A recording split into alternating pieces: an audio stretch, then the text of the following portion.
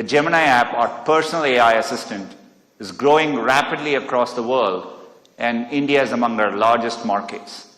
It's available in 10 languages spoken in India. Underlying this progress is our world-class infrastructure. Last year, we announced a $15 billion AI hub in Vizag. This hub will house gigawatt-scale compute and a new international subsea cable gateway. When finished, it will bring jobs and the benefits of cutting-edge AI to people and businesses across India. Building on this, today we are announcing the India-America Connect initiative, which will deliver new subsea cable routes to increase AI connectivity between the US, India, and multiple locations across the Southern Hemisphere.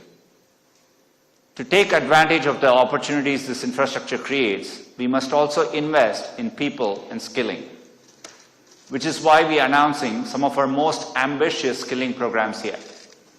This includes a new Google AI professional certificate program to help people master AI in their work. In India, we are partnering with Vadvani AI to reach students and early career professionals. Globally, we'll partner with governments, educational institutions, employers, and nonprofits. It'll be available in English and Hindi with more Indian languages to follow.